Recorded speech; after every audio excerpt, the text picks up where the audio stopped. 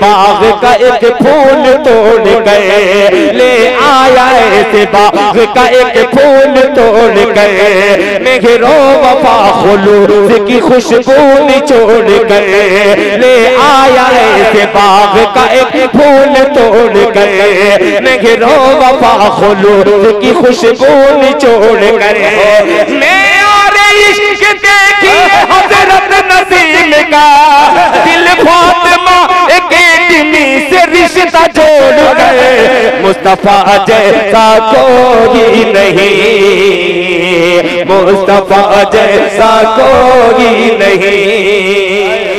أسمو وأجتاز السماء جلالا RK مشاعرہ media. شاہین group کے ایک نمائندے جناب حضرت مولانا مرغوب صاحب قاسمی تشریف رکھتے ہیں، میں حضرت سے گزارش کر رہا ہوں کہ بالکل انشاءاللہ 6 منٹ میں 6 گھنٹے کی گفتگو وہ فرمائیں گے، مجھے امید ہے۔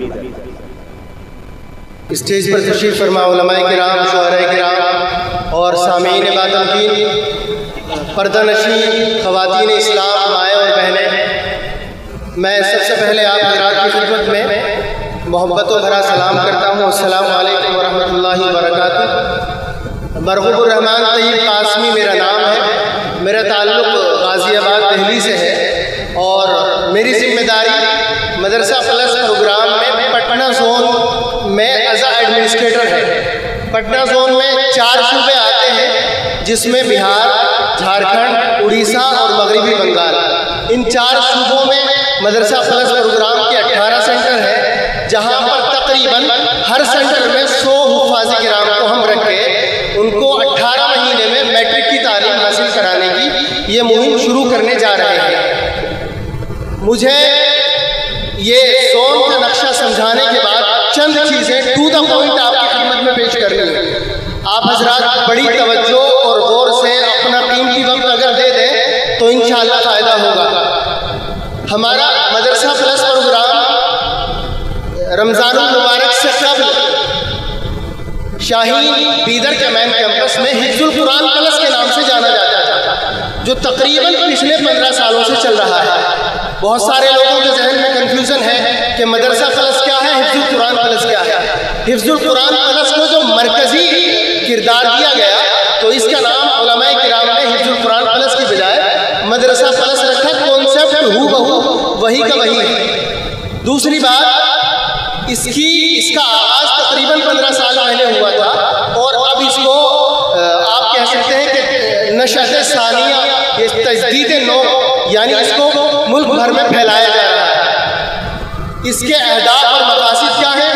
مقصد اس کا صرف ایک ہے کہ مدارس کے وہ طلباء جو حفظ قرآن کریم مکمل کر لینے کے بعد مدرسے کی 4 دیواری سے باہر آ جاتے ہیں اور ان کے گھر والے ان کی نہ تو تربیت کر پاتے ہیں اور ان کے گھر والوں کے ساتھ معاشی مسائل ہوتے ہیں، وہ اپنے بچوں کو چھوٹے چھوٹے ہنر سکھا کر ان کو ذریعہ معاش بنانا چاہتے ہیں۔ تو ایسے بچوں کو جو ٹیلنٹڈ ہیں، ہنرمند ہیں، بہت ذہین ہیں، ہم ان بچوں کو ضائع ہونے سے بچانا چاہتے ہیں۔ اس کے پیچھے مقصد یہ ہے کہ وہ بچے محض جھارکھنڈ کے بچے نہیں ہیں، وہ بچے محض رانچی کے بچے نہیں ہیں، وہ بچے محض اٹکی کے بچے نہیں ہیں، وہ بچے محض آپ تمام والدین کے بچے نہیں ہیں، وہ بچے امت مسلمہ اور انسانیت کا سرمایہ ہے۔ ہم بچوں کو ضائع نہیں ہونے دینا چاہتے ہیں، یہ ہمارا مقصد ہے۔ وہ قوم کی نسل ہے، وہ قوم کی اولاد ہے، اللہ رب العزت نے آپ کے ذریعے سے ان کا وجود دنیا میں قائم کیا ہے، آپ ذریعہ ہیں، لیکن وہ آپ کی اولاد نہیں ہے، وہ آپ کی جو ہے نسل نہیں ہے، وہ قوم کی نسل ہے، وہ قوم کا مستقبل ہے۔ ہم اس مستقبل کو نہ تو امت مسلمہ کے حق میں ضائع ہونے دینا چاہتے ہیں، نہ ہندوستان اور ملت اسلامیہ کے حق میں ضائع ہونے دینا چاہتے ہیں، یہ ہمارا مقصد ہے۔ 18 مہینے میں ہم کس طرح سے پڑھائیں گے مختصر میں بتا دیتا ہوں۔ 18 مہینے میں ہم میٹرک کرائیں گے۔ وہ بچہ جس نے کبھی اسکول میں اپنا پیر داخل نہیں کیا، وہ بچہ جو کبھی اسکول کے بینچ پہ نہیں بیٹھا، یہ ساری باتیں ختم کر کے آخری بات کہہ دیتا ہوں کہ وہ بچہ جس نے قرآن کریم حفظ کرنے کے علاوہ اپنے ہاتھ میں کبھی قلم تک نہیں پکڑا، ہم اس کو 18 مہینے میں بیٹھا کرا دیں گے انشاءاللہ۔ آپ کہیں گے بڑی بیوقوفانہ بات کر رہے ہیں مولانا، کیسے ممکن ہوگا؟ یہ کیسے ممکن ہے؟ یہ ممکن ہے، ہوائی باتیں نہیں کر رہا، یہ ممکن ہے۔ پچھلے 15 سالوں سے شاہین کے مین کیمپس میں یہ تجربات کیے جا رہے ہیں اور ان تجربات کے نتائج اللہ رب العزت مرتب فرما رہے ہیں اور مثبت نتائج مرتب فرما رہے ہیں۔ حافظ محمد اقبال کا ذکر مفتی صاحب نے کیا، ایک حافظ قرآن جس نے 6 مہینے کا فاؤنڈیشن کورس کیا، 1 سال کا میٹرک کیا، 11-12 کے ساتھ کوچنگ کی، اور اس نے بیدر ڈسٹرکٹ میں نیٹ کی نہ صرف سیٹ حاصل کی بلکہ پوزیشن بھی اس نے حاصل کی۔ ممکن ہے وہ حافظ قرآن جو ایک پیر پر بیٹھ کر، ٹاٹ پر بیٹھ کر 3 سے 4 گھنٹے کمر ہلا کر قرآن کریم کو رکھ سکتا ہے، اس کے لیے عصری مضامین کوئی حیثیت نہیں رکھتے۔ یہ ایسے ممکن ہے۔ 6 مہینے میں ABCD سے لے کے اور 9th کلاس کے اسٹینڈرڈ تک کی انگلش ہم پڑھائیں گے۔ 6 مہینے میں 1 2 3 سے لے کے 9th کلاس کے اسٹینڈرڈ تک کا میتھ اور ریاضی ہم پڑھائیں گے۔ 6 مہینے میں صرف 2 مضامین ہم پڑھائیں گے، میتھ اور انگلش، اور ساتھ ساتھ سائنس کی اصطلاحات پڑھائیں گے، اور اردو زبان ان کو آتی ہے، حفاظ کرام اردو زبان جانتے ہیں، تو 6 مہینے یہ 2 مضمون چلیں گے۔ کلاس کا معیار کیا ہوگا؟ ایک ٹیچر صرف 6 طلبہ کو پڑھائے گا۔ ٹیچر بیٹھا ہے، 2 بچے ادھر، 2 ادھر، 2 سامنے۔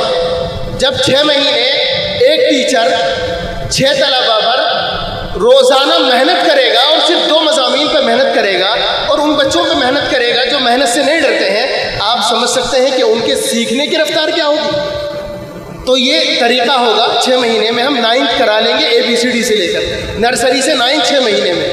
اس کے بعد 12 مہینے یعنی 1 سال NIUS میں اس کا رجسٹریشن ہم کرائیں گے۔ ذریعہ تعلیم اردو رہے گا، اردو میڈیم سے ہم کرائیں گے۔ مضامین کیا ہوں گے؟ میتھ اور انگلش۔ اس نے 6 مہینے میں پڑھا ہے، وہ جوں کا تو رہے گا۔ آسان ہوا۔ سائنس کی اصطلاحات ہم پڑھا چکے تھے، تو سائنس یہاں 10th میں آ جائے گا، وہ بھی آسان ہو جائے گا۔ اردو زبان اس کو پہلے سے آتی ہے، وہ ایک ایز اے لینگویج مضمون رہے گا۔ ایک نیا مضمون جو اسکل بیس ہے، ہنر بیس ہے، وہ رہے گا کمپیوٹر ڈیٹا انٹری کا، جو ہم اس کو آخری 2 مہینے میں مکمل کرا لیں گے۔ میں آپ کا جواب دے دیتا ہوں، ان مضامین سے میٹرک کر لینے کے بعد بچے کو اختیار ہوگا کہ وہ 11th اور 12th میں اپنی مرضی کے، اپنے مزاج کے مطابق مضامین اختیار کر لیں۔ یہ میٹرک، ان 5 مضامین سے میٹرک کر لینے کے بعد بچے کے لیے راستے بند نہیں ہوں گے، وہ جس میدان میں جانا چاہے وہ جا سکتا ہے۔ صرف ڈاکٹر نہیں، صرف انجینئر نہیں، صرف جرنلسٹ نہیں، اور صرف سول سروسز نہیں، وہ جس میدان میں، جس پروفیشن میں جانا چاہے وہ جا سکتا ہے۔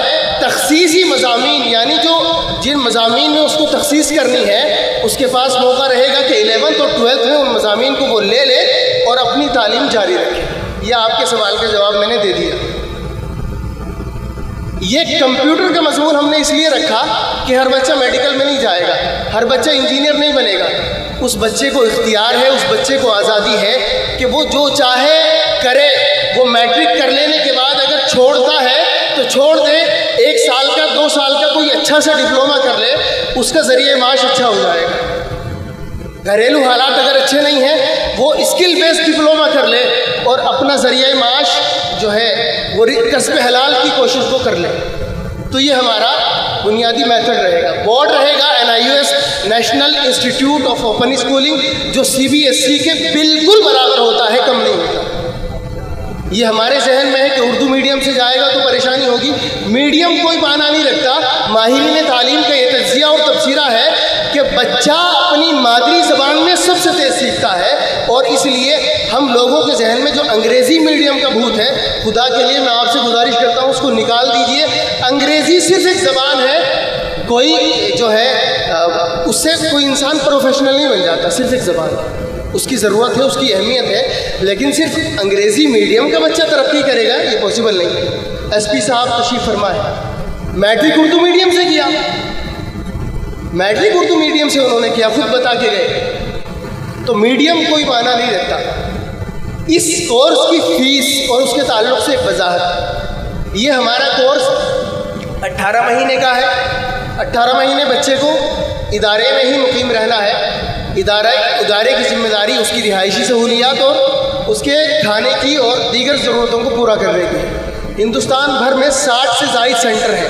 میں پٹنہ زون کا پورا نظام میرے حوالے ہے, میں اس کی خدمت کر رہا ہوں. تو 18 سینٹر پٹنہ زون میں ہیں, جس میں تقریباً 7-8 سینٹر بہار میں ہیں, 5 جھارکھنڈ میں ہیں, 3 سینٹر مغربی بنگال میں ہیں, 1 اڑیسہ میں ہے. تو یہ کل 18 سینٹر ہیں, جس میں بنات کے لیے بھی, لڑکیوں کے لیے بھی تقریباً ہندوستان بھر میں 7 سینٹر ہیں. اور بہار میں 3 ہیں, ایک یہاں بھی ہے فاطمہ اکیڈمی میں, لڑکیوں کے لیے بھی ہے, لڑکوں کے لیے بھی ہے. 3000 روپے ماہانہ فیس کا نظم ہم نے ان طلباء کے لیے رکھا ہے جو زکوٰۃ کے مستحق نہیں ہیں. اور جو زکوٰۃ کے مستحق ہیں, مالی حالت اچھی نہیں ہے, وہ جتنا دینا چاہیں ہم لے لیں گے, وہ نہ بھی دینا چاہیں ہم ان کو فری ان کی ذمہ داری اور کفالت لیتے ہیں. یہ آپ سے وعدہ ہے.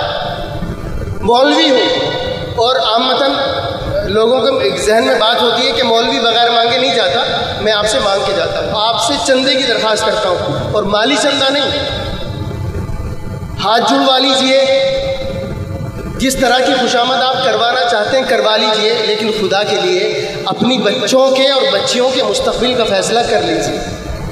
آپ کے بچے نہیں ہیں, پھر کہہ رہا ہوں آپ کے بچے نہیں ہیں, خدا کی قسم آپ کے بچے نہیں ہیں, قوم کے بچے ہیں. ان کا مستقبل اگر آپ کے ذریعے برباد ہوتا ہے, آپ بھی گناہ گار ہیں, قوم بھی گناہ گار ہے.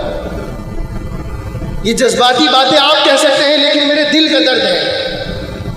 26 تاریخ سے دلی سے نکلا تھا, پورا بہار, بنگال, جھارکھنڈ, اڑیسہ, تمام سینٹر میں دورہ کرنے کے بعد واپس مجھے شاہین جانا ہے, اور وقتاً فوقتاً ان تمام سینٹر کی نگرانی کرنی ہے. تجربہ اور تجزیہ یہ ہے, خلاصہ یہ ہے کہ بہار میں اس قدر پسماندگی ہے کہ الامان والحفیظ اتنے معاشی تنگی کے لوگ شکار ہیں, اتنے حفاظ داخلے کے لیے آ رہے ہیں.